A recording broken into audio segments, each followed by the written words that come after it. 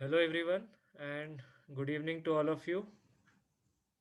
So, is my voice audible properly?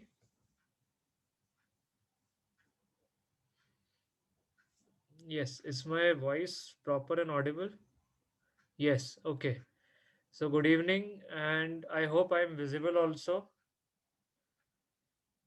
Right, so thank you first of all for joining this course. So, I and Akanksha would like to thank all of you for joining.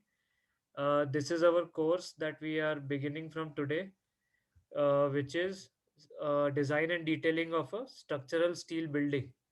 So it would be a comprehensive course on steel design and detailing that we are going to start. We had just finished a course where we had completed a comprehensive design of RCC structures. I mean, we had a course where we discussed the design and detailing of RCC structures in great detail. So here, in continuation, this would be the design course for steel. So, design and detailing of steel structures, that is our course which we are going to start. And we would be focusing more on the steel framed structures, so to say. Why steel framed structures? Because they are the ones which you will see quite often being used. Uh, Steel frame structures are the more commonly used steel structures in the industry or in commercial space, wherever you see. So therefore, we are going to cover the steel frame structures for this course. All right. So good.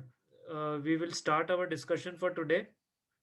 And today's discussion would be focusing mainly on the various type of steel structural systems that you come across, or the various types of uh, steel uh, not frames, I would say steel systems that are mainly used in practice. That would be the point of discussion for today.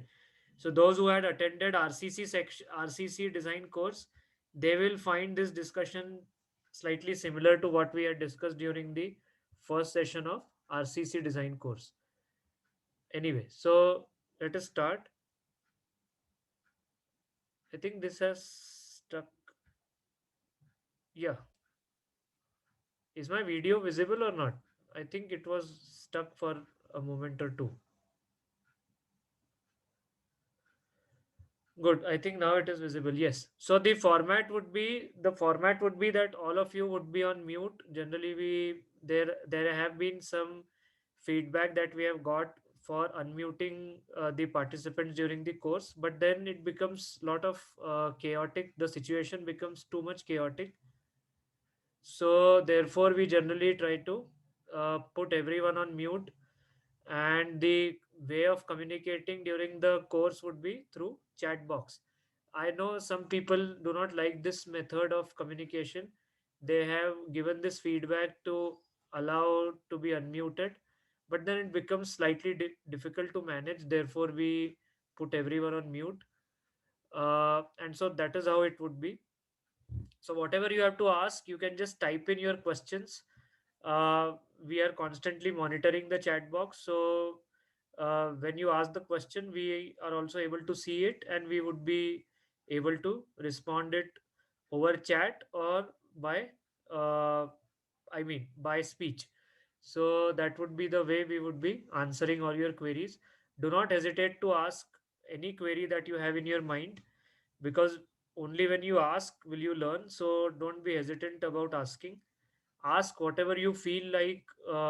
Maybe it might feel slightly silly to you also, but it does not matter. That is one of the advantages of online learning, that without any hesitation, you can just type in whatever you want to ask, and you need not worry about what others are thinking. Okay. All right. So, and when if I am asking something and if you have to answer, that also answers you can type in your chat box. All right.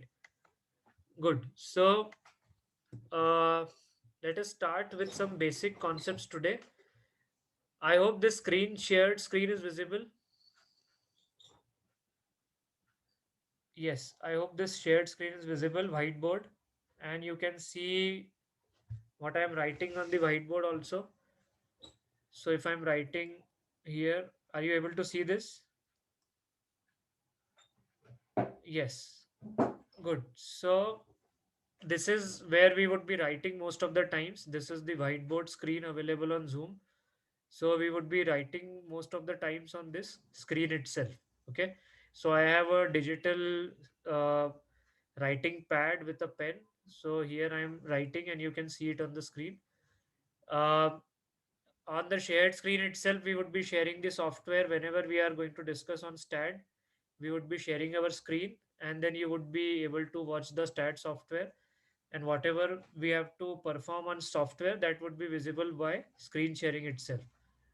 I would suggest you to keep some pen paper with you to take notes if you wish to. Many people, what they do is that they attend the session once without taking any notes, and then they attend the session again on the recorded integrated platform. So they watch the recorded session later on and then they take notes. This is what some people do. Some people prefer to watch recorded sessions only because then they can save their time and they can just forward it if they want to, or they can watch it at faster pace. So that is your wish, however you want to attend. Okay, good. Always have a calculator with you also ready, because we would be doing lots of calculation, more so in steel detailing and design course, because there are lots of formulae that are given in the code. So when we would be using the code for design, there would be many calculations that we have to do. So to save time, I would request, or uh, I would like that all of you should have calculators ready with you for doing quick calculations, because we would be doing lots and lots of calculations. When we proceed in the course during the next week, you will see that the design code IS 800 2007 is full of formulae. There are lots and lots of formulae that we have to use. So when we would be doing manual calculations, there would be uh, too much of and they are not as simple as RCC formula that we had seen. IS 456 formula are pretty simple, but if you look at the IS 800 formula, there are lots of complexities involved in those formulae. So always have calculators ready. Good. So we would be discussing steel design and detailing during this course. This course will be a long course, around 45 sessions. So if you see any subject that you learn in your postgraduate or graduate studies, there also you learn that subject for, I would say, around 45 to 50 hours at the most, isn't it? And we would be spending around 90 hours discussing this topic over here. So you can imagine that this would be comprehensive course and in great detail that we are going to discuss. All right. During this course, we would be doing both manual calculations as well as uh, validation and verification using softwares. We would be using mainly StatPro as our software, as the basic software for steel design. There are a couple of reasons why we are going to use StatPro and not ETABS for this. I will tell you when we move ahead in the course, that why we are using StatPro, or why we are preferring StatPro over ETABS for steel design. I will tell you. In spite of the disadvantages of StatPro, still we are persisting with StatPro for steel design. So why we are doing that? That we will see when we move in the course. Uh, so the format would be that we would be doing the manual calculations for as per the design code first, and then we would be verifying it on the software. Once we are able to verify it on the software, then we would be having sufficient confidence in the software working. So then every time you do not need to go back to manual calculations, you can rely on the software. Okay. So that is how we would be proceeding during the course. More on this when we move ahead. I would be telling you. Anyway, so basically steel design and detailing, uh, we would be, as I told you, concentrating more on the framed systems, or uh, building systems made out of steel. That is what we would be focusing more on. Good. So, in the first session, let us try to have some basic discussion first. As I told you, this discussion we had during our RCC course also. So, whenever we use this term of system, what do you understand by this word? Whenever we use this system, whenever we use this word system, what comes to your mind? What is the meaning of system according to you? Yes, you can write down your answers in the chat box. So I am looking at the chat box right now. My question is that what do you mean by the word system? What comes to your mind when we say this word system? What do you mean by it? Yes. Anyone would like to answer? So basically, system, you can say that it means an assembly. In very simple terms, you can say that it is an assembly of elements, isn't it? It is an assembly of elements, or you can say members, assembly of members or elements. Okay, in certain combination, they would be assembled in certain combination. Uh, for what? What is the purpose of assembling them in a certain combination? To, I would say, to take the desired loads. Okay, so whatever are the desired loads or desired or expected loads, those loads need to be transferred. So basically, any system would mean that it is an assembly of members or elements to take that desired or expected load. Okay, and transfer it safely finally to ground, because earth is the final sink for all your loads. So whatever load comes on your system or structure, that has to be finally transferred to the earth. So this is what we mean by system.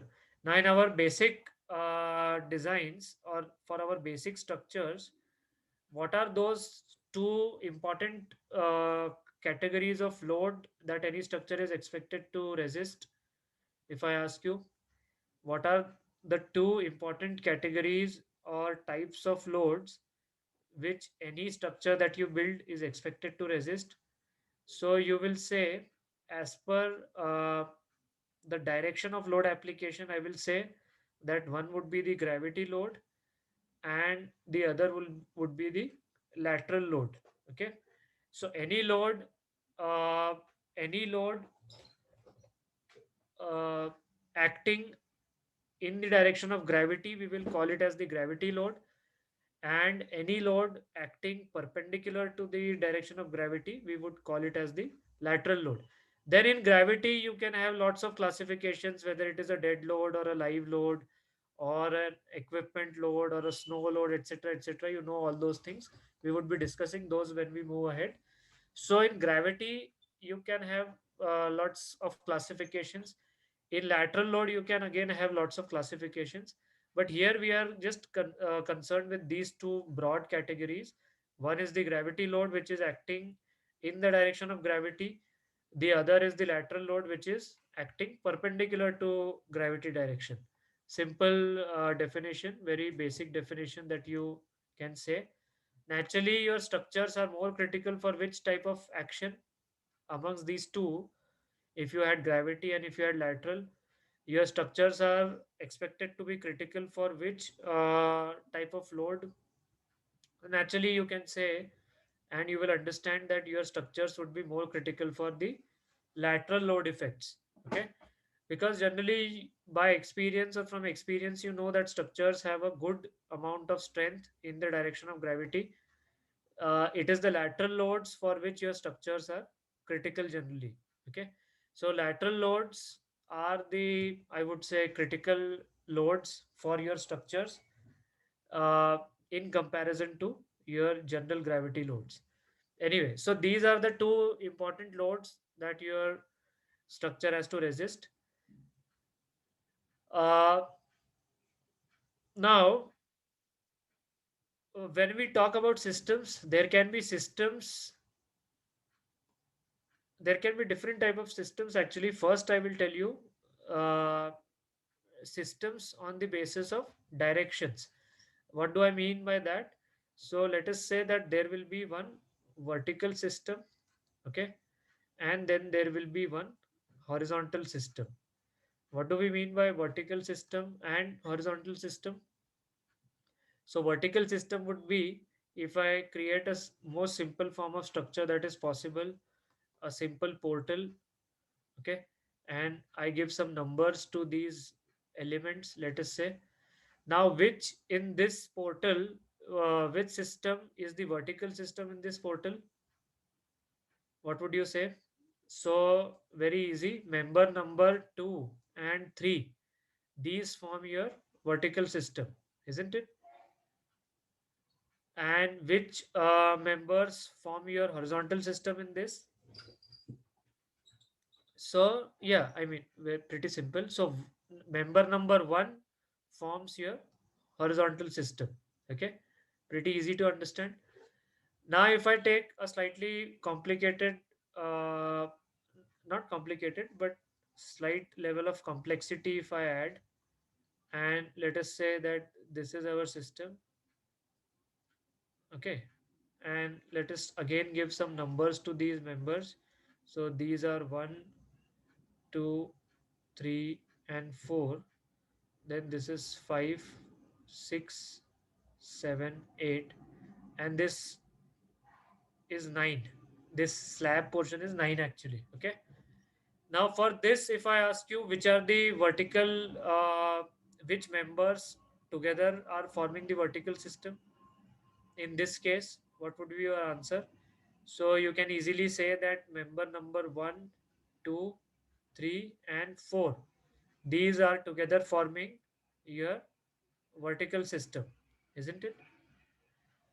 Which members in this are forming your horizontal system? In this case, which members are forming your horizontal system? Yes, anyone?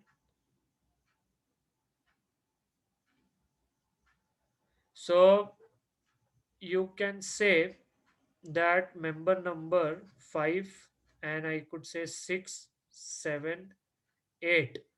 And yes, Mr. Nagesh is asking why we are not including member number 9 in vertical system, why we are including it in the horizontal system. I will just tell you. Okay. So these are forming horizontal system 5, 6, 7, and 8. When we say that a particular member is forming a horizontal system, mainly we would be calling it as a part of horizontal system when it's, I would say that the loads are out of plane to it. Okay, what our general understanding is that when the loads are acting out of plane, or when the members are mainly acting in flexure, that indicates that that member is a part of horizontal system. That is a general way of understanding, or that is a general way of demarcation.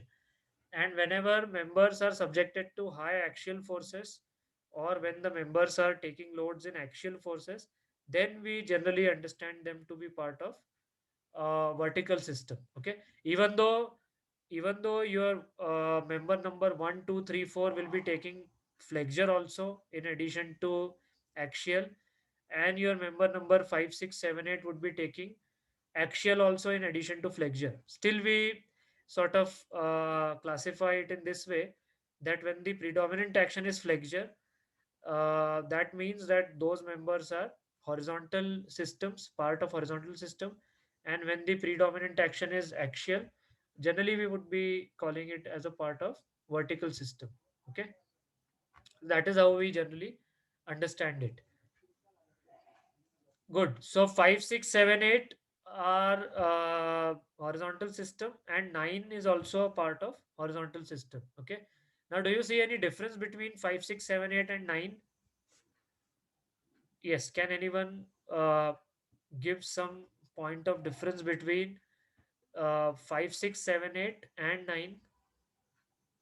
So, on one hand, I have these four, and I have this. Yes. Anyone?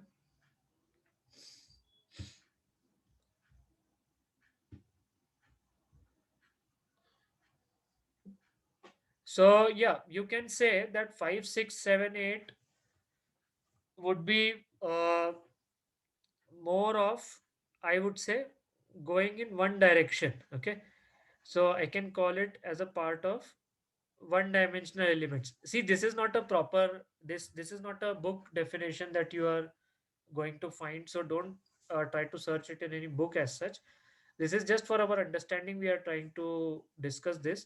So 5, 6, 7, 8, you can say they are mainly, or I can say they are one dimensional elements. Okay, going in one direction, predominantly they are spanning in one direction, so I'm calling it as 1D horizontal elements. Again, this is not a standard definition, so don't search for it anywhere. This is just for understanding, we are discussing it this way. And element number 9, I can call it as the two dimensional element, two dimensional horizontal element, because it has to span in both direction as such. Okay, so element number 9, we are calling it as the 2D horizontal element or 2D horizontal system, and I am calling it the members number 5, 6, 7, 8 as the one dimensional horizontal system. Is this clear? Yes. Is this thing clear to all of us? Hello. Okay. I hope this is clear. So what we are saying, that we have further made this classification just for our understanding. This is not a standard classification anywhere. So we are uh, classifying it further into 1D and 2D. 1D means which are going along the length or only in one direction predominantly. 2D means they are spanning over an area. That is the meaning of 2D horizontal systems. Okay. Again, this 1D, we are calling it as 1D, but that is flawed in itself, because we know that this beam will also be having some depth and width and all those things. So it is not technically very correct to call them 1D, but we are just calling them 1D because they are mainly spanning along one direction. Therefore, we are calling them as 1D. In actual, if you see, all these are having three dimensions: length, width, height, etc.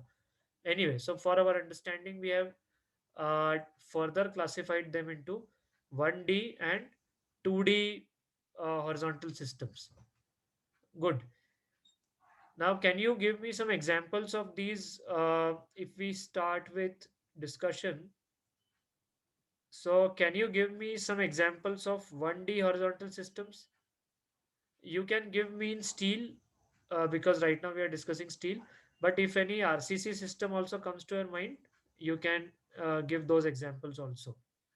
So 1D horizontal systems, which are predominantly spanning in one direction and which are predominantly taking their loads along one direction, we are asking for such type of systems that come to your mind.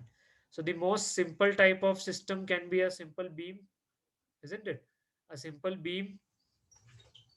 So a simple beam, uh, you can call it as as a 1D horizontal system. This beam predominantly is taking load in which form? This beam predominantly takes load in which form? So this beam predominantly is taking load in flexure. Okay, that is the dominant action through which your beam is transferring loads. Flexure. Okay. Yes. Any other system, 1D system that comes to your mind?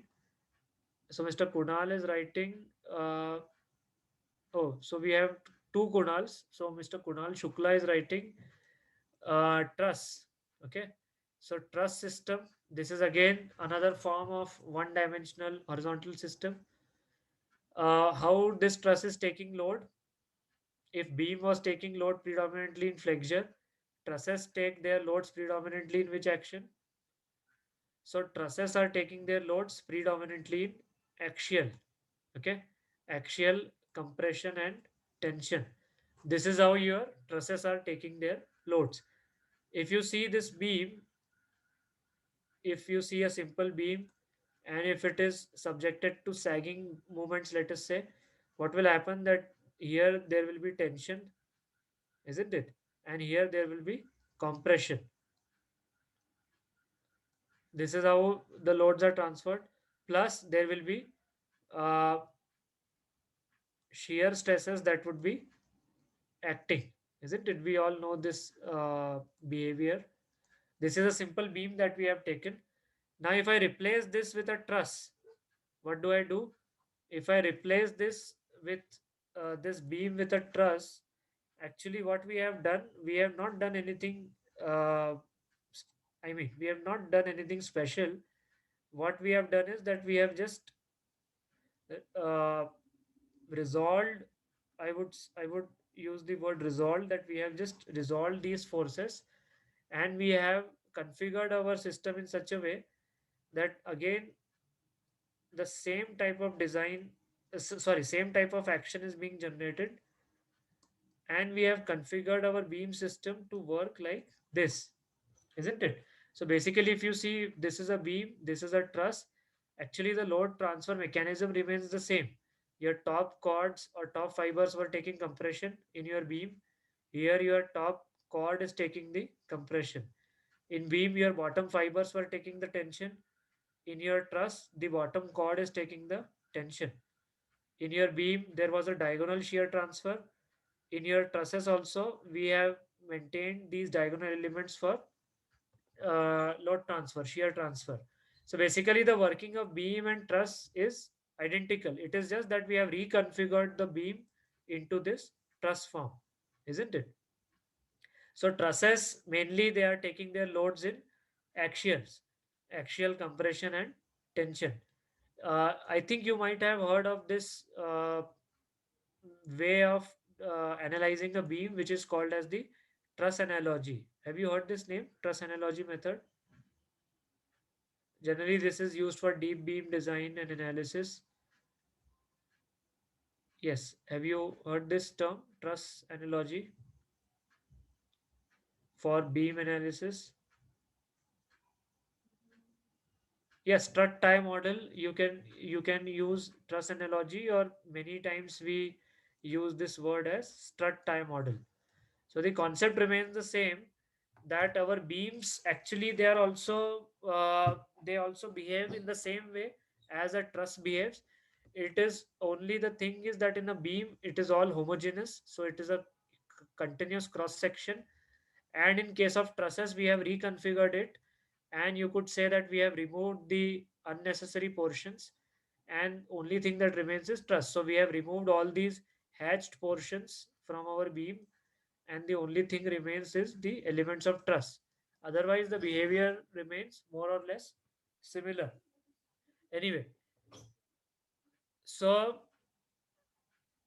beams, trusses, these are some examples of 1D horizontal elements. Any other 1D horizontal element that comes to your mind? Yes. Any other 1D horizontal element anyone can think of? A very commonly seen element, though not very common with steel structures, but common otherwise, is an arch, isn't it? So an arch is again a type of, you can say, a one dimensional horizontal system which helps you to transfer the loads. What is the basic action of arch? So the basic action of arch, we all know, is to transfer loads in compression, isn't it? Yes. Good. So beams are transferring their loads in flexure, trusses are transferring their loads in axial, arches are transferring their loads in compression. So even though this discussion is not very important right now, because we are discussing steel structures over here, but just to give you a fair idea, earlier when we used to have only masonry units, in earlier times when we did not have reinforcements, or when steel was not used, we only had masonry units, maybe stone or bricks, etc. So which of these three systems was the most dominant system then? Let us say if you had only masonry with you, whether it was a stone masonry or a brick masonry. So in this case, which of the these three systems would be the most suitable if you only had masonry. So naturally, your arches would be most suitable, isn't it?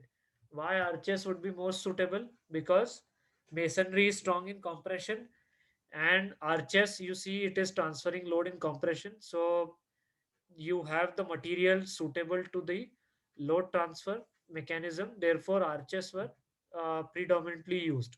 So if you see old constructions, if you see old monuments, old structures, you will see arches being used over there. So it was not a choice of architectural beauty or aesthetics that people were using arches in those days. It was a structural requirement because of the material that you had. Okay. Then after stone, you know that steel, uh, I mean, iron ore was discovered, and metallurgy was understood, and then we started manufacturing steel out of iron ore. So once we got iron ore and once we started manufacturing steel, then which type of systems came to the fore? I mean, which type of systems started being used very extensively? So, if you see old British structures in India, or if you see structures built in 1800s or 1900s, which type of structures you will see more often being used? So, you will then see trusses being used a lot, isn't it? Why trusses being used a lot? Because trusses are using structural steel, and we know that steel is good in tension, and steel, if properly managed, I'm using a important term, if steel is properly designed, it is good in compression also, even though there are problems of buckling associated with compression. But if it is properly managed, then you can see that steel that then you can say that steel behaves pretty well in compression also. So you will see that in the 18th and 19th century, the structures that were built, if they were not in masonry, of course, then lots of steel was being used in those times. Okay, and if steel was being used, trusses was a very good, I would say, structural form that you had when using steel. And then over the last, you could say, 50, 60, 80 years, 90 years, when you mixed concrete and steel, when you mixed concrete and steel, then you got what? Then you got RCC. Here, steel, I will mean reinforcements. Then you got RCC. Once you got RCC, then you started using beam sections. Uh, you started using rectangular beams, thin sections, thin beams, long spans. All those was possible once we combine these two elements together to behave in a I mean, in a single, as a single material, when we started using it, calling it as the reinforced cement concrete, then these forms of beams, etc., which were predominantly in flexure, these could be designed properly, isn't it? Good. So anyway, so if I have a steel material, I would say that this system number 2 and 3, these are good, isn't it? Beam, still there is a problem because of the flexure, because you will be requiring a very large depth to take care of the uh, bending movements, deflection control, etc. So I would say that beams are still not a very good option for you. Trusses, arches, etc. are good option when using steel. Good. Now, if you have 2D systems, if you have a 2D system, 2D horizontal system, then what can you say? Yes, give me some examples of structural steel being used in 2D horizontal system. So you can have, instead of beams, I could say you can have a network of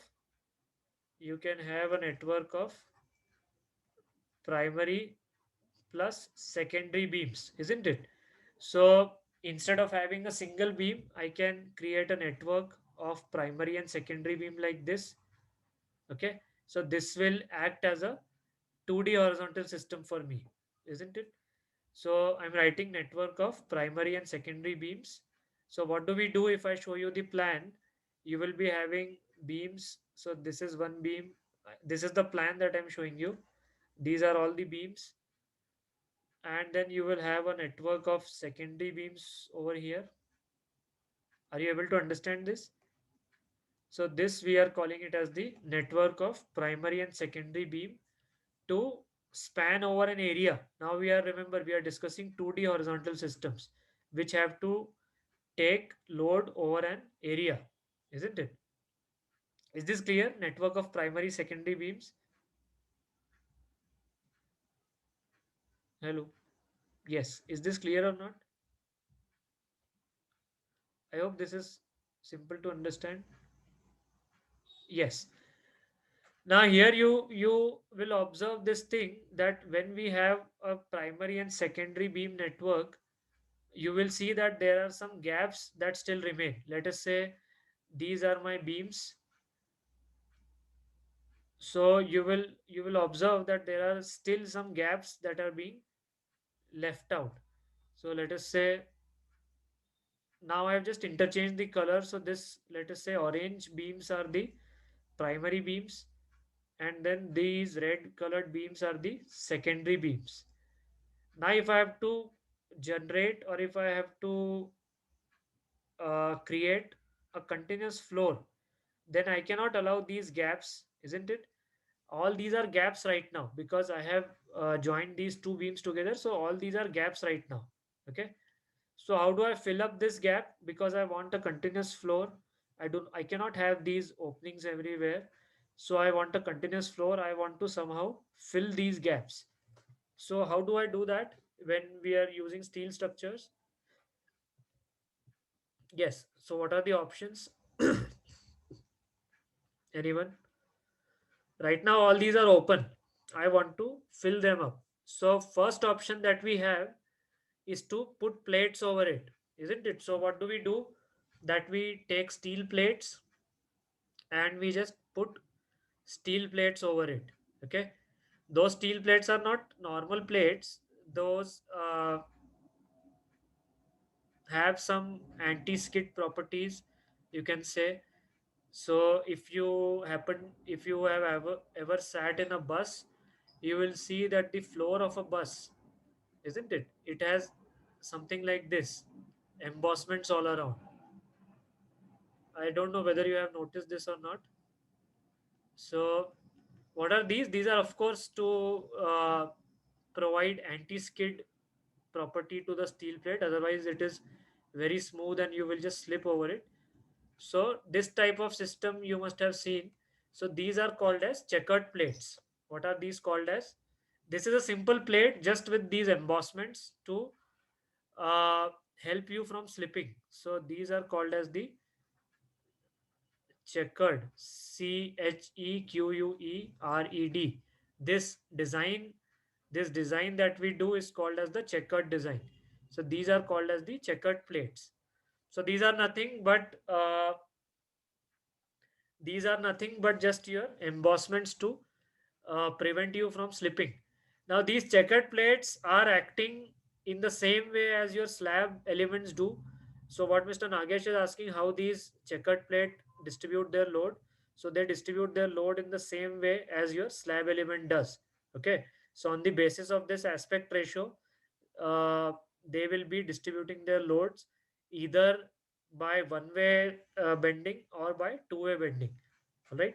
So the behavior of this plate element is similar to the behavior of slab elements that we discuss. Understood? We would be talking more on this when we move ahead. Okay. Yes. So one option is this, which is called as the checkered plate. What is the other option that you can have? Yes. So first option is done, checkered plate. What is the other option that you can have to fill up this gap between the beams? So we had a beam system. Now we want to somehow fill this gap up. So we have discussed the option of checkered plate. What is the next option? Yes. So Dr. Saab is saying deck sheets. I will come to deck sheets just in a while. Before deck sheets, any simpler option?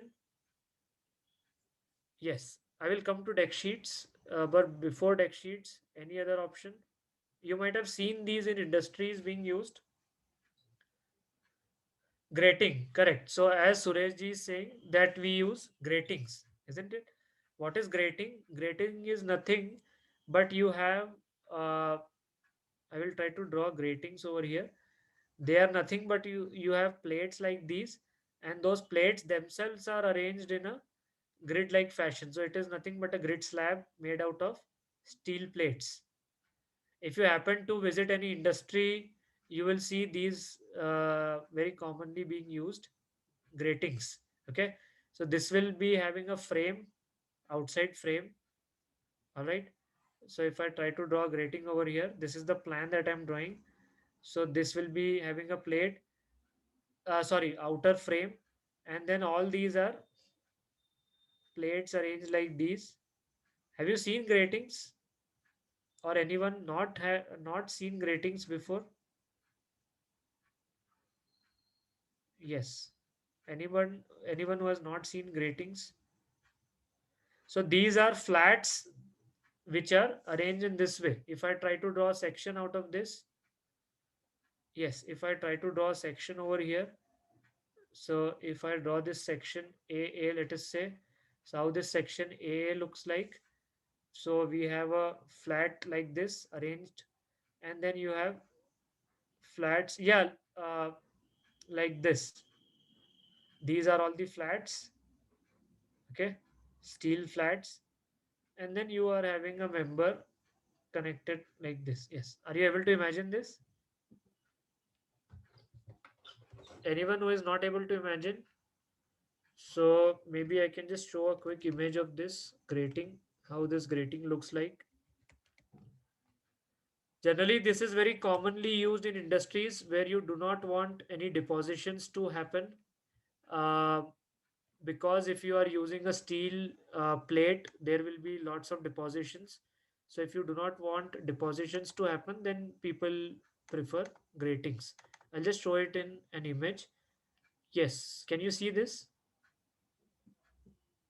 Hello, is it visible? Yes. So these are examples of grating when we use it. Again, most of the times it is used in industrial structures where you do not want any deposition to happen on your floors. These days, these are also made up of fiberglass, or you can also make it of fiber reinforced plastics, etc. All right, good. So this is another way of creating a floor system, which is called as the grating. So first was checkered plate. The second option that you have can be a grating system. What is the third option available? So as Dr. Saab was saying, the third option that is available is to go for deck sheets. Okay. So the third option is to go for deck sheets. What is meant by deck sheet? So deck sheet means that we are using a corrugated sheet, and that corrugated sheet we are using, and then we are putting concrete over it. So what we are doing actually, corrugated sheet means a sheet which in section looks like this. Are you able to imagine this shape? This is in cross section, or this is the profile. So this is called as the corrugated sheet. Just like our roof sheet that is corrugated, this is called as the corrugated sheet. So these are the troughs, sorry, these are the crests, these are the troughs. Mega is asking, is this the AC sheet? Yeah, so in earlier times when we used to use this as a roof sheet, uh, you can use this as a roof sheet also. But remember, in roof sheets, these crests and troughs are of low depths. Okay, these crests and troughs are of low depth. uh, when we are using it as a deck sheet, it will be having a deeper crest and trough. Why deeper crest and trough? Because we want a greater moment of inertia. Therefore, so the shape is similar to your roof sheets, asbestos cement sheets, or AC sheets, which we used to call them. Or these days we have the galvanized aluminum sheets on your roof, galvalume sheets that we call them. So the concept is same, that instead of using a thin plate, what we were using in checkered plate, instead of using a thin plate, what we are sorry, instead of using a thick checkered plate, what we are using a thin plate and bending it like this so as to increase the moment of inertia. Okay, what do we do is, if I show it to you in plan, we will have this deck sheet placed like this. These lines that I am marking are the corrugations that you are seeing in plan. And over this deck sheet, what do? We put concrete over it. So that is the purpose of using a deck sheet. That if I now show you the section, let us say this section BB.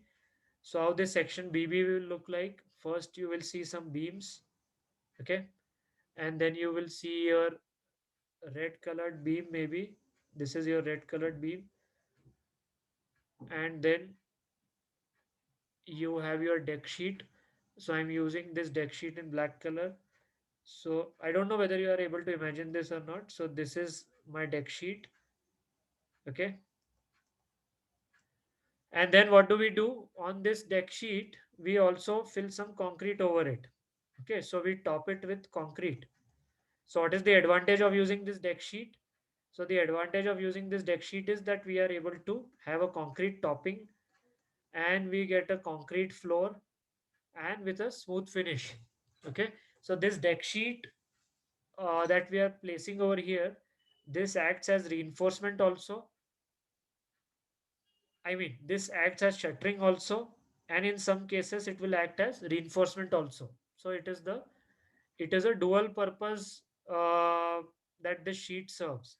It is acting as a shuttering, plus under certain conditions it also acts as the bottom reinforcement. Okay, so this is the third option that you have of providing deck sheets. Are we clear with this? Yes. Are we clear with this or not? I will show you some images because that would be good in this case. Uh, so mainly for industrial floors where your heavy loads are expected, where you cannot rely on the steel plates or where you cannot rely on grating, you will have to go for deck sheet arrangement. Generally, you will see this deck sheet arrangement pretty much used where you create floors, mezzanine floors in your industrial structures, or where you create floors which are going to be subjected to heavy loads. Then these deck sheets become very important. So for example, if you see in this image on your right hand side, what they have done is, this is just before concreting. Okay, so they have placed their deck sheets over the beams, and now on the top of this deck sheet they would be placing concrete afterwards. And then when the concrete sets, you get a concrete floor. So if someone is walking on this, they will feel as if they are walking on a concrete floor. Okay, so this is called as the deck sheet. Is it clear, the concept of deck sheet? Yes. Any confusion?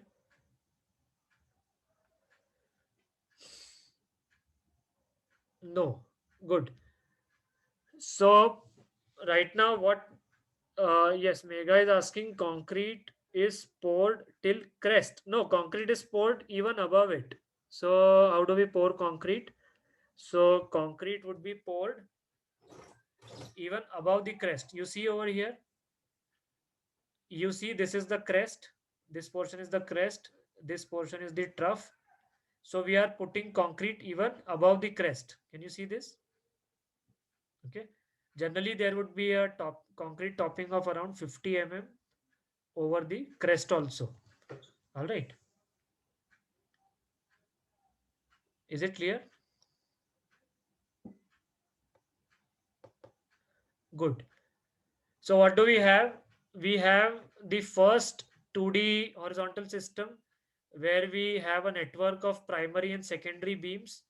And with primary and secondary beams, uh, to make a complete floor, what we need to do is that we need to use either checkered plate or grating or deck sheets. So I'm just writing it over here. Network of primary plus secondary with checkered plate or gratings or deck sheets. Okay, good. So this is the first type of 2D horizontal system that can come to our mind. Now, if we have truss over here, if we have a truss system in case of one dimensional horizontal system, what is the equivalent of truss that we can have in 2D horizontal system? So again, here we can have a combination where we use, let us say, trusses, plus we are using purlins, okay, plus we are using sheeting. Are you able to imagine this? So what we are doing, that we have a truss system. Over truss system, we are putting a purlin system, and over a purlin system, we are putting a sheeting system. Yes, is this point clear? So this is again in a way network of primary and secondary beams that we are using. Here the purlins are acting as the, you can say, the secondary beams. Trusses are acting as the primary load carrying element, and the covering is being done by sheeting. All right. I hope you are able to understand this. Yes, tell me. Yes or no? Good. Okay. So again, this is a type of, this is similar to the primary and secondary beam system, just with a different name. Yeah, I will just repeat what I'm saying. So in case of 1D horizontal system, you had beams. Similarly, in case of 2D horizontal systems, you can have a network of primary and secondary beam with some covering in checkered plate or gratings or deck sheet. Now, coming to point number two, here we were having trusses. Similar to this, in 2D horizontal system, you can have an assembly of trusses plus purlins and plus some covering system in form of sheeting. So that's what I was trying to tell you.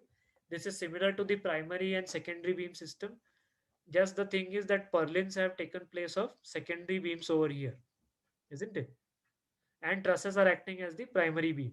And then you have some sheeting arrangement which is acting as the covering. Okay. Other than this, what you can have, if I talk about a 3D truss system, have you seen a 3D truss system? Generally, we use it with a different name. We do not call it as a 3D truss system. Uh, what do we call it? A 3D truss system? Yes. Anyone knows the name? Space frame. Yes. So a 3D truss system, we call it as the space frame. Okay. So space frames are nothing, just like you had two-dimensional trusses. If you extend the geometry into three dimension, we call it as the space frame systems. Okay. So you can go for space frames, and then over space frames, you can go for sheeting. So that is also a possibility. See, whenever I am writing sheeting, that can be substituted by grating also, that can be substituted by checkered plate also, that can be substituted by deck sheet also.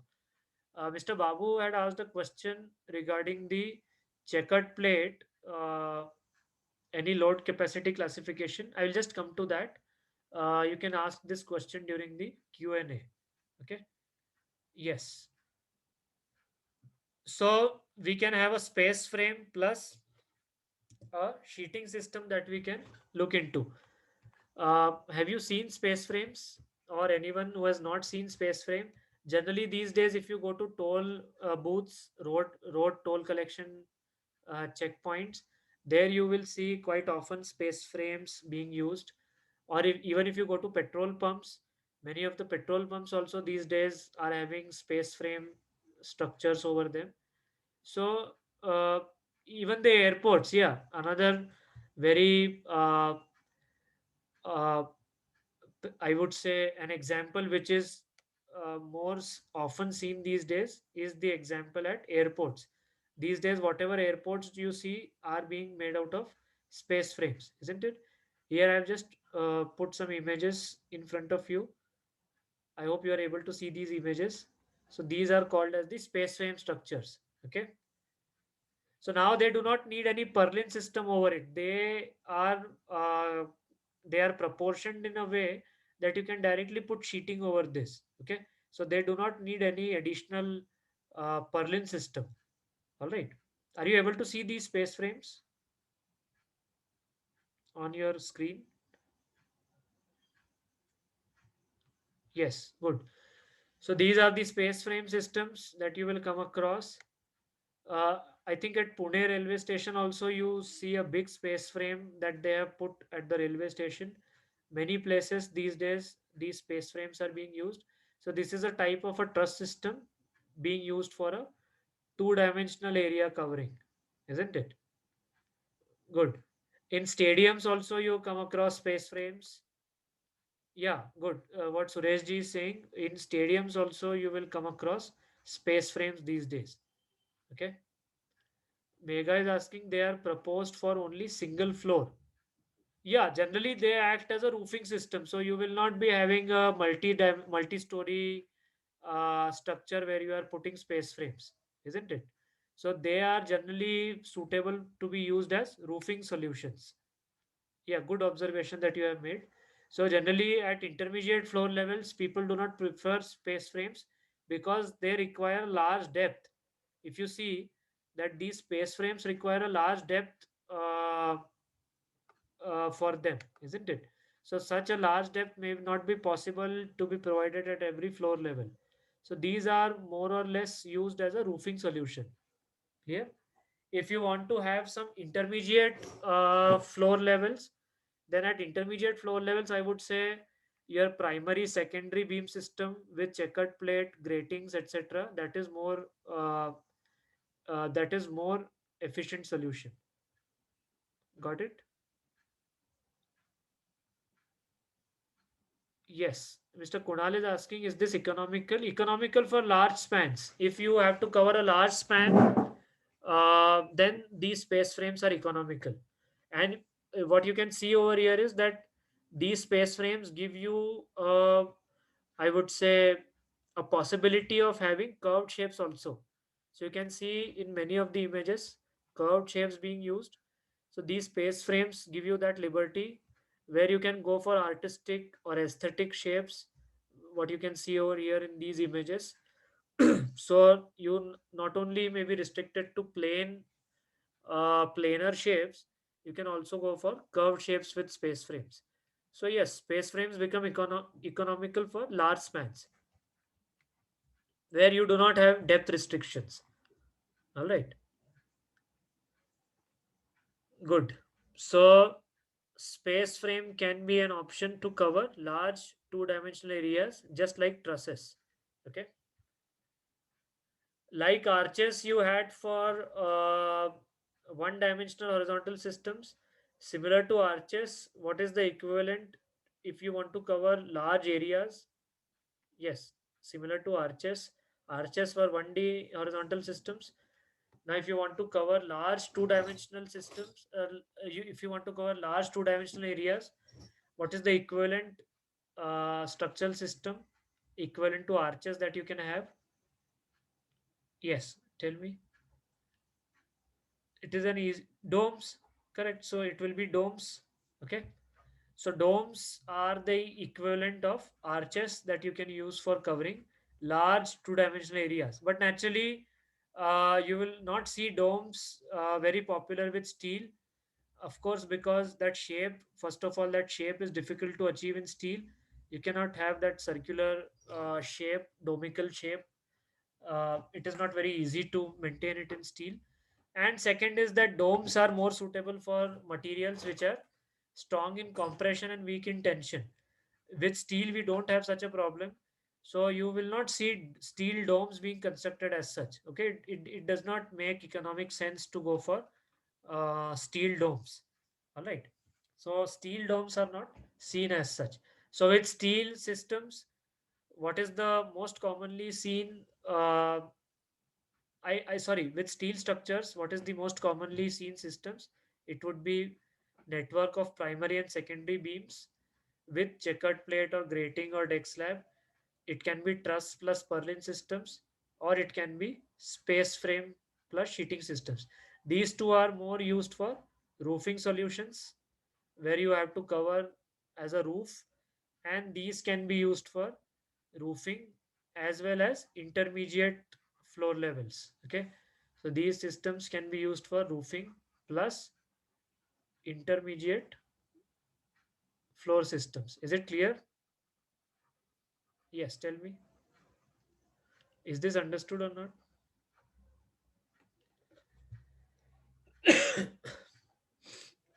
Yes. Now, what about vertical systems? What about vertical systems? So, what type of vertical systems have you seen? The vertical systems, you will see that there are not many options that we have. What type of vertical systems you have seen? Yes, tell me. So, if I had to write somewhere, let me just create some space.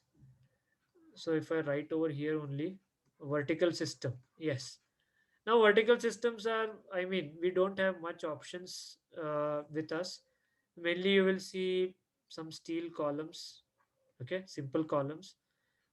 In RCC, you had that additional option where you could use columns or shear walls, or you could use retaining walls, I mean, load bearing walls, etc. Here, you do not have such options. In vertical systems, mainly you have steel columns, those can be individual elements or built up columns that you have. Mr. Kunal has written Bennett column. Bennett means, yes, what does Bennett? I'm not aware of this term actually. Bennett, Bannnet.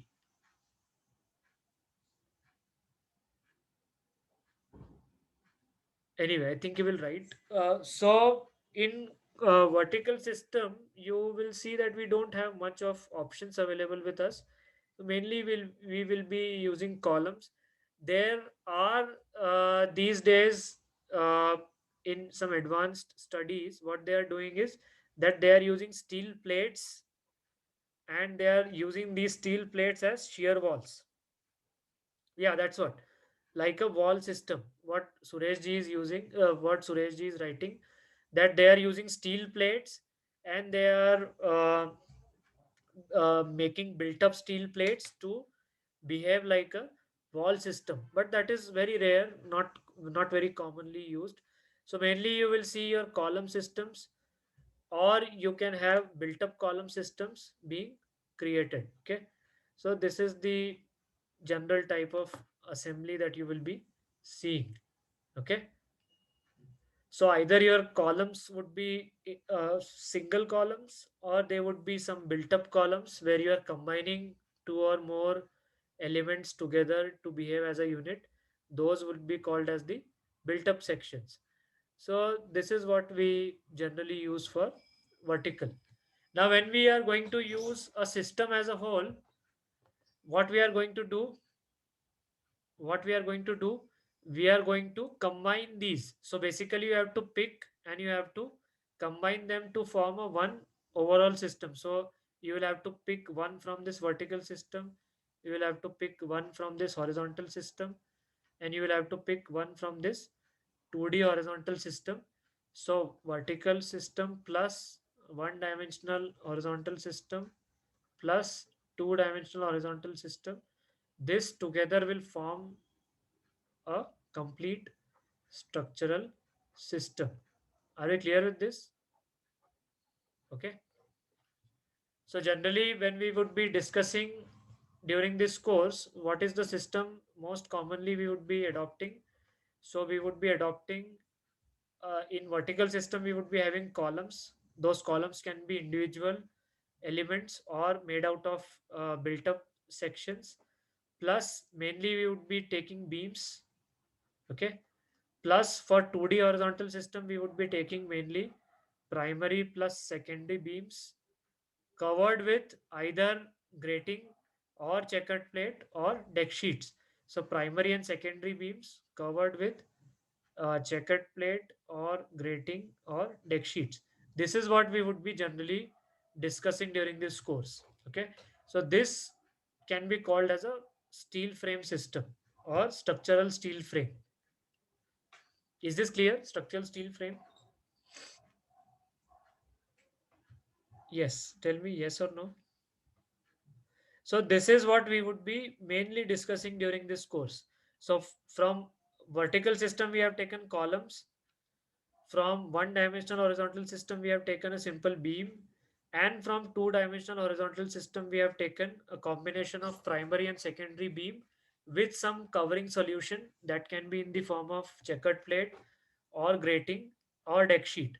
And when we assemble all these things together, then it would be called as a structural frame system or a structural steel frame system. So this is what we would be uh, focusing during this course, structural steel frame system. Good. I think we are clear with this.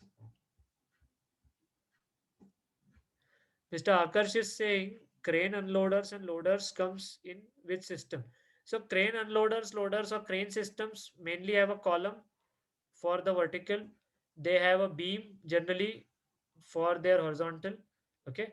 So this is how they are made with a, so crane loaders, unloaders are simple portals that you get. Simple column and beams. All right.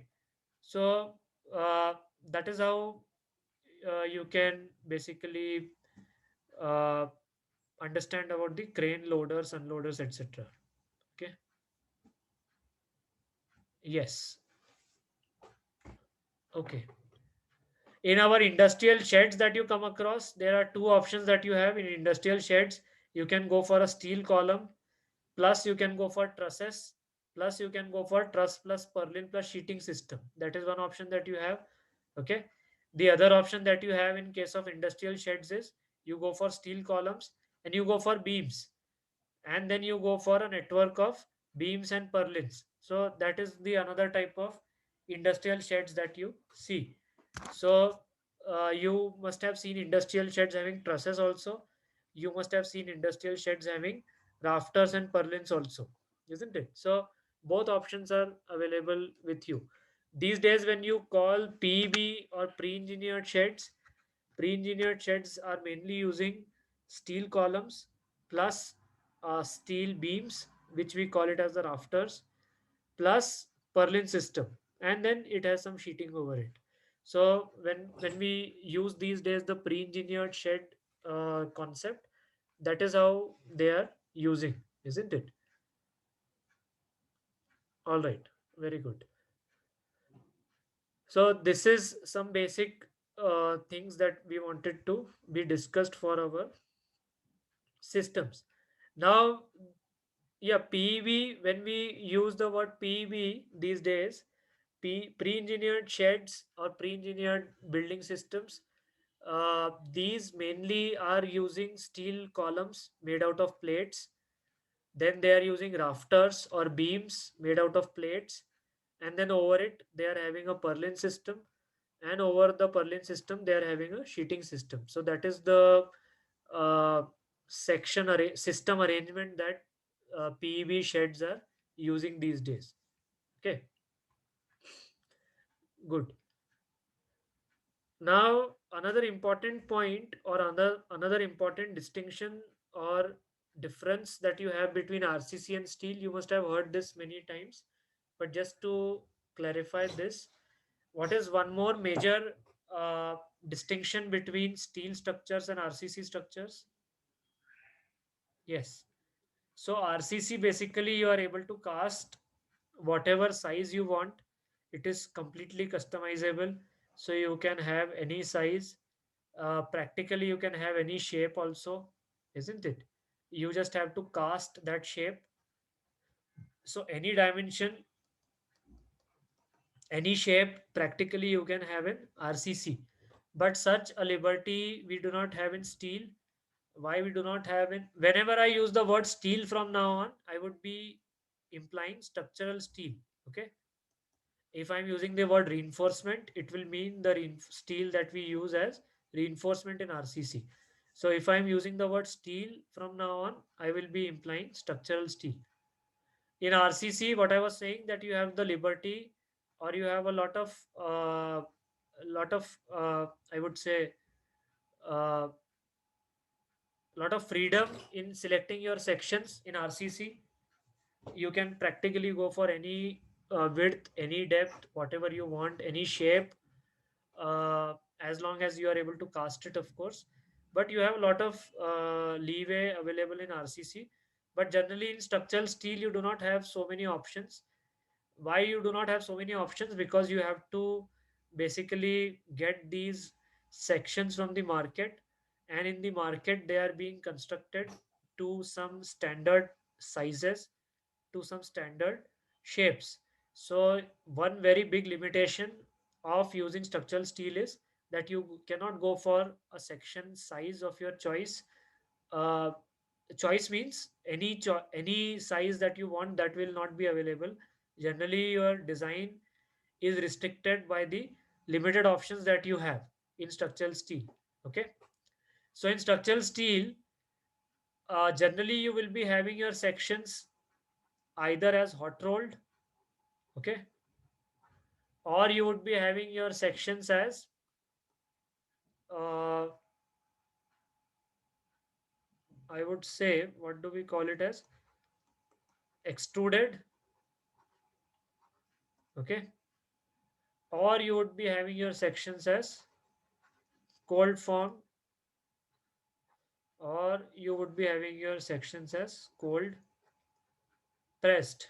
Okay, so these are the different types of sections that you can have generally in structural steel. What do we mean by hot rolled sections? Now what we are doing, till now we were discussing about the systems, so that discussion is over. Now we are moving to element level discussion, that what are the different elements or what are the different sections that are available in steel. And this is one important difference that we have with respect to RCC, that in RCC we can have any section of our choice. In structural steel, we are basically bound by these standard sections that are available. So you can have hot rolled sections, you can have extruded sections, you can have cold formed sections, you can also have cold pressed sections. Okay, or I can also use the word, uh, actually we can use the, okay, let it be. What do we mean by hot rolled sections? You must have heard this or read this, that you have a heated, this is called as billet, I think. What is this called as? Heated steel piece. It is called as billets. I do not remember the correct technical term. What do we do? These are heated to a very high temperature, very near to their melting point, and then they are taken on a conveyor belt, and then there are some rollers that are acting. Okay, there would be some rollers. So when this billet passes through these rollers, then it comes out in a specific shape. So because this is being done when this billet is hot, this is called as the hot rolling process. Okay, or the sections that come out are called as the hot rolled sections. Are we clear? So what are the general hot rolled sections that you see? Yes, what are the general hot rolled sections that you come across? Anyone? So the standard hot rolled sections that are available are, you would be seeing some sections of this shape. So these are called as the I sections. We would be talking more about this tomorrow also.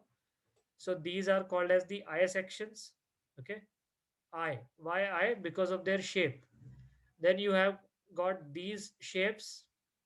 These are called as the channel sections. Okay. These I shapes are also called as the beam sections or beams. Then you have your angle sections. Okay. We would be, as I told you, we would be talking more about this tomorrow also. These are angle sections. Then you have another variety of hot rolled sections which are called as the T sections. Okay. Yes. Any other shape that comes to your mind? Hot rolled sections. High, channel, angle, T.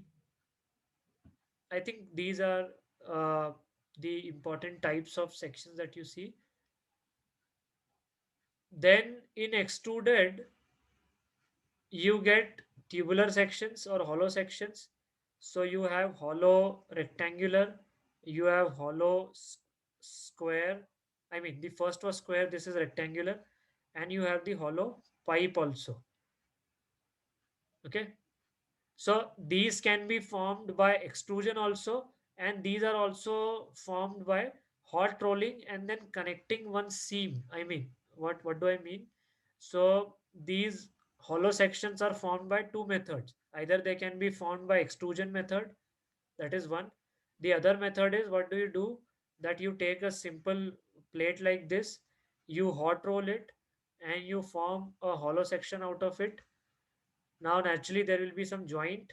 So that joint is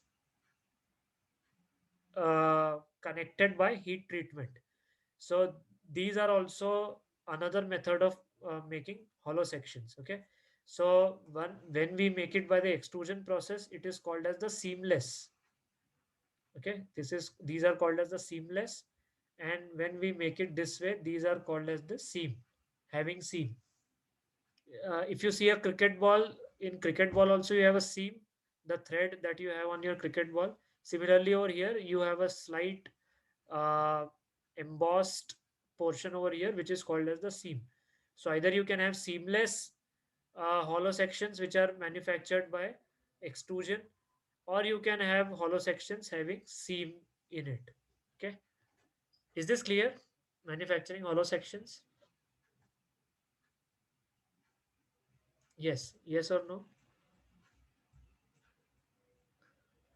Yes. So in hollow, what are we getting? We are getting square hollow, we are getting rectangular hollow, or we are getting circular hollow, which are also called as pipes. Okay. Generally, when your members are going to be subjected to very high pressure, then we go for seamless. If you have normal members, let us say, which you are using in your buildings, etc., you can go for seamed sections also. All right. Good. Then another type of sections that we come across are cold formed. In cold forming, it is similar to rolling.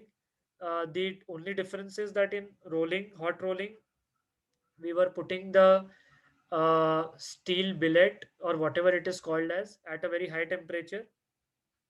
In cold forming, what we do, that we take a normal steel plate at normal room temperature, and then we pass it through the same conveyor system.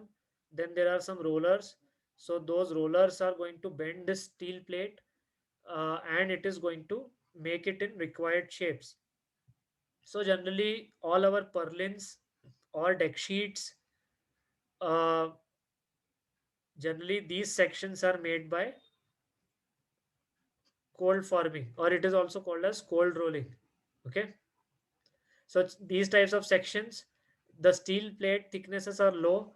You can say up to 3.1 mm generally, not very high thickness. Low thickness sections, where we take a plate and the plate is passed through a conveyor system having rollers, and then that plate is bent into these forms. These are called as cold forming or cold rolling also. What is meant by cold pressing? In cold pressing, we take a plate and we actually hammer it and we bend it in the desired shape. So these are called as cold pressing. Okay. So in forming, or you can also call it as the cold rolling. We were passing it through rollers. Here we are actually in cold pressing. We are beating it with a hammer to get the desired shape. Okay. So you can have cold pressing, cold rolling, extrusion, hot rolling. These are the different methods which we use for uh, getting our steel sections. Generally used methods. Are we clear? Yes. Are we clear with this? So, which are the sections that we would be dealing with most? So, we would be dealing mostly with I sections, which are also called as the beam sections. We would be dealing with channels. We would be dealing with angles. These T sections are these days not commercially available as such. So, we would not be emphasizing more on the T, and we would be dealing with hollow sections wherever required. Another family of sections that you can have can be called as the built up sections. So what do you do in built up sections? You take plates and you weld them together to get your desired shape. Okay. So another category can be called as the built up sections. Built up. So what we are doing, we are just taking simple plates and we are joining the those plates together to have any shape what we desire. Okay. So all these plates are being joined to have the desired shape and assembly. Are we clear? So these are called as the built up sections. Is it clear? Built up sections. Good. So we would be talking about built up sections also. So during this course, we would be mainly focusing on built up sections, I beams, channels, angles, hollow sections. Okay. We would not be dealing with cold formed sections because they require a different approach and different design principles for them. All right. Good. Any question in this? Any question till this? Okay. Now, when we were using RCC, similarly, you had the liberty of using any grade that you wanted. So you could use M15, you could use M20, you could use M25, M30, whatever you wanted to use, you could use. In steel, again, because these are being manufactured in some standard industry or in some uh, uh, I mean, in under some industrial setup. So you cannot have any grade of your liking. Basically, you have to stick to the grades that are available in the market, isn't it? So when we talk about hot roll sections, generally, what are the grades that are available for hot roll sections? When I say hot roll, I'm meaning I beams, channels, angles, or T's. So what is the general grade that is available to us in market for the hot roll sections? Yes, anyone? So the general grade that is available to us for hot roll section, if you go to market, is 250 grade. Okay. So the yield stress Fy, the property that we are interested in is the Fy yield stress. So the yield stress is 250 newtons per mm square. This type of steel is also called as what? This type of steel is also called as, yes, anyone is aware? So this is also called as the mild steel. Okay. So if I use the term mild steel, it will always indicate that the grade of steel is 250 newtons per mm square. Okay. So generally hot rolled sections that you get in the market are mild steel sections having grade 250. When we talk about these hollow sections, because they are being manufactured by one or two companies in India these days, Tata being one of the leading hollow section manufacturing company. So these hollow sections are being manufactured in different grades. These are being done in 250 also. These are being done in 3110 also. Even these are being done in 355 also these days. Okay. So if you go to a standard manufacturer like Tata, uh, they have a complete range of hollow sections and they are doing in these three grades: 250, 3110, 355. If you go to some local market for hollow sections, generally it would be 250 grade. Okay. Is it clear? Yes or no? Hello. I hope it is clear. Yes. What about the built up sections that you see? Now, again, these built up sections will depend mainly on the plate that you are using. So if you see these built up sections, for built up sections, again, it depends on the plate. So if you go to local market, generally it will be the mild steel grade that they are using for built ups. If you go to this PEB industry, where they fabricate sections out of plates, so they are welding plates and making sections out of it. So all the PEB industry people these days, they are using 350 grade plates to make their sections. Okay. So generally you will see 350 newtons per mm square uh, grade of plate being used for manufacturing their built up sections. Okay. In plates, another common grade that you can have is 4110. All right. So this is also a common grade that you get in plates. So again, if you are talking about built up means where you are joining two or more plates together to make a section out of it.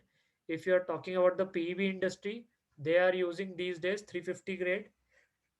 If you go to general market, they would be using 250 grade. And then there are some manufacturers they are who are doing 4110 grade in plates also. Okay. If you go to cold form generally would be manufactured in a high grade steel plate because of the very low thickness these have. So with cold form generally you will be seeing a 350 grade or a 4110 grade. Okay. These are the general grades that are used for cold form. Again, it is not a rule. It is just the prevailing practice that you have. All right. Yes. Is it clear? Any questions? So whenever you are doing any design related to steel, it is very important that you clearly know what is the grade of your steel. So generally there are three alternatives. Either you would be having a 250 grade or a 350 grade or a 4110 grade plate, as long as plates are concerned or hollow sections. Sorry, as long as hot rolled or plates are concerned. If you are having hollow sections, then either you may be having a 3110 grade or a 355 grade uh, material. Okay, so always be careful about the grade of material that is being used in your steel section. Any questions till this? Mr. Kunal is asking, using higher grade makes structure light. Yeah, it will make the structure light, but then first of all, it should be manufactured by some manufacturer, because there is this very big limitation with steel structures that unless someone is manufacturing, you cannot use it, isn't it? So people are not going for very high grade, because what happens is that then the steel starts becoming brittle, so it loses its ductile properties, so people do not go for grades generally higher than 4110. Okay.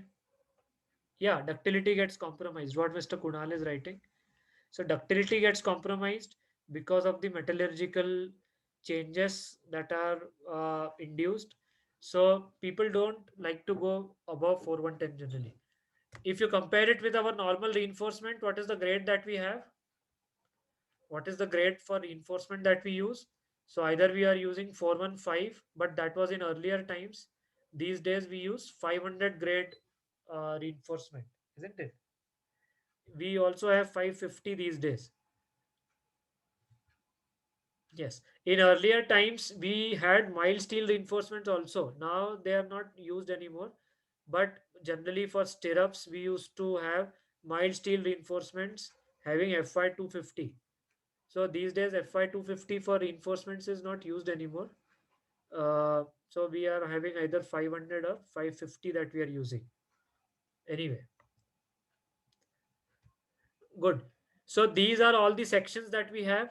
Now tomorrow when we meet, what we would be doing, that we would be discussing a very important concept related to section classification, which is very important in steel design.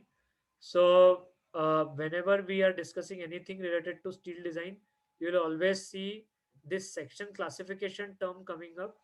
So that is what we are going to discuss tomorrow. So first we will discuss what are the different sections available to us. I will be elaborating more on these I sections, channels, angles, etc.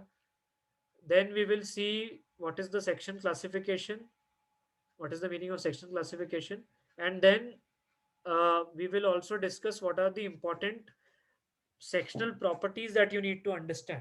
Okay, because whenever we would be talking about steel design, mainly we would be talking about the various steel section properties like section modulus or moment of inertia or radius of gyration, etc. So we would be discussing those uh, preliminary things tomorrow. Okay. All right. So right now I will stop. Today is the first day, so we are going a little bit slow and we are going a little bit light today. So I think we will stop over here. Tomorrow when we meet, what we are going to discuss, the different types of sections that are available, what are the important section properties that we need to understand, and then we will discuss about section classification. So that is going to be the agenda for tomorrow. All right. Good. So now we stop. And if you have any questions, you can just ask in the chat box by writing down your questions. Yes, so Mr. Sayyad is asking if we are using hollow sections, whether stresses to be increased. Whether stresses to be increased. No, I didn't get your question actually. If we are using hollow shapes, whether stresses to be increased. Yeah, those who want to leave may leave because now we are only taking questions. So we are not discussing anything new. If you have some questions or if you want to attend Q&A, you can stay. Yes, one very important instruction. I have added all of you. I think the last two or three people who have joined, uh, I have not added them. Otherwise, everyone has been added on the integrated portal. So I will be sharing the instructions on the group how to access those videos. Okay. So those instructions I will be putting on the group after today's session. Yes. So Suresh ji is asking why truss transfers axial load only, why it is not flexure, though having compression and tension.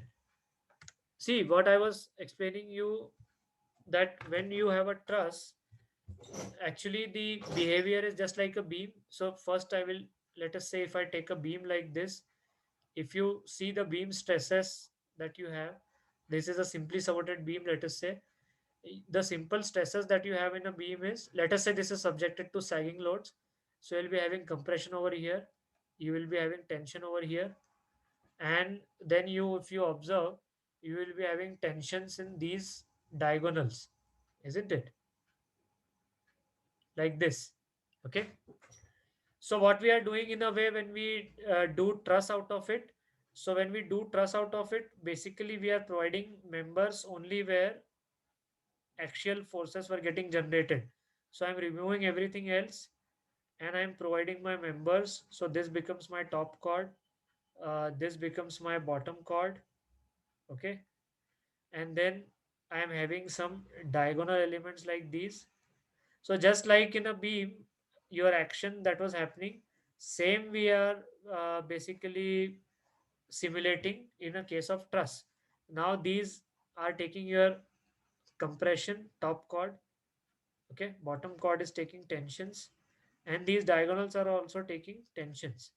So what we have done basically, that the flexural loads have been converted into axial stresses. So we have removed everything else and only those fibers or only those portions which were taking axial stresses are left.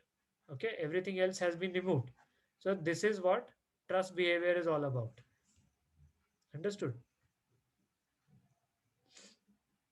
Yes. Ishita is saying, will we do trusses also? Yes, we would be doing trusses. I will be telling you the basics of truss design and the basics of truss modeling. Mr. Sayyed is asking, in BC Punmia book, we have rafters that is designed for bending also. Yeah, rafters are predominantly flexural members. So they would be, of course, designed for bending.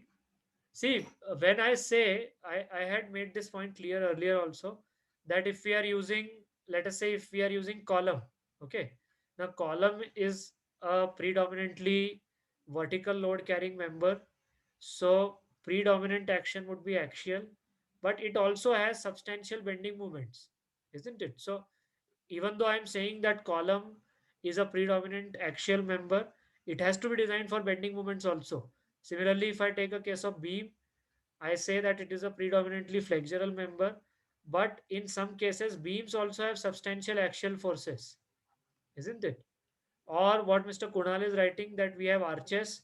Now, arches are predominantly compression members, but sometimes they are subjected to a good amount of bending moments also. So, when I say that uh, any member is a predominantly flexural or a predominantly compression member, it does not mean that it only has that design force. What I mean to say is that mainly it will be designed for the dominant action, but of course secondary actions will also play an important part. Okay, that's what I'm trying to tell. Okay. Mr. Kunal is saying PR are top chord members, isn't it? PR. What is PR? Swapnil is saying if ductility is compromised in high grade steel, then what is the purpose of manufacturing such sections? See, so then you have to basically set up a balance. You have to set up, Mr. Swapnil, you have to set up a balance between the ductility and then the reduction in weight that you want to achieve. Okay. So you might not be interested in ductility always in every structure. You might not be interested in ductility, but you might be interested in weight reduction.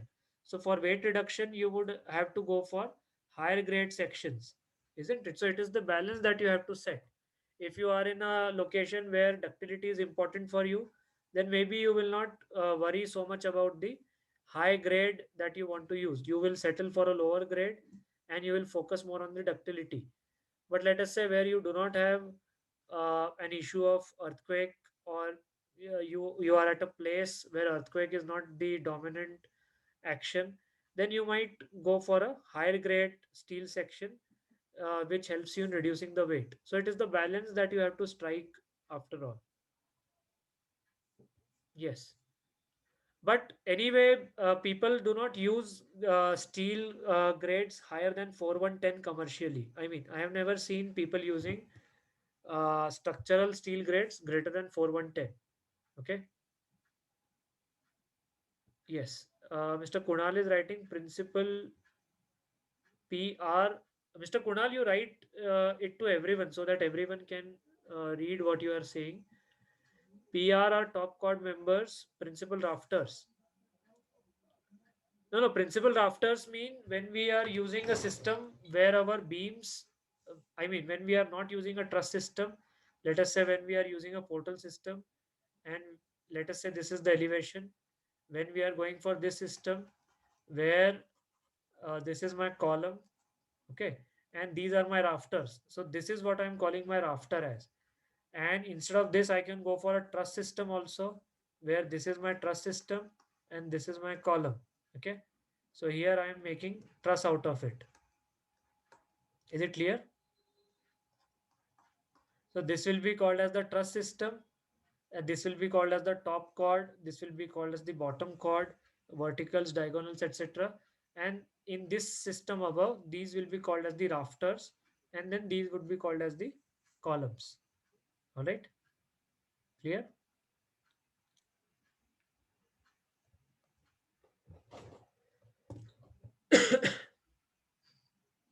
Good. Anything else?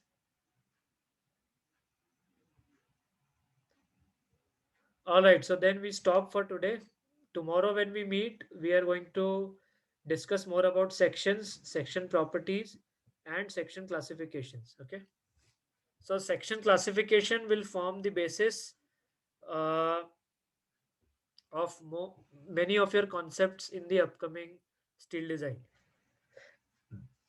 Yes, Mr. Sayyad is asking if the height of building is more, then how are the hot rolled sections joined? No, so hot rolled section joining has nothing to do with the height, isn't it? Hot rolled sections are joined, either they can be joined to form rigid joints, or they can be joined to form moment, I mean shear joints or moment release joints. So you can join your steel members as per your structural requirement. So it has nothing to do with the height as such. We will be discussing how these members are joined as we move ahead. Okay.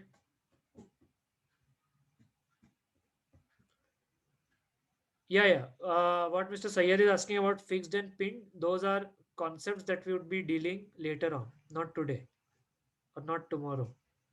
Okay. We would be taking it up, but as we move ahead. Good. All right. Thank you.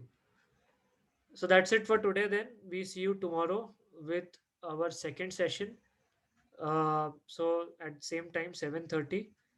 Till then, have a good time and have a good day tomorrow. Bye bye.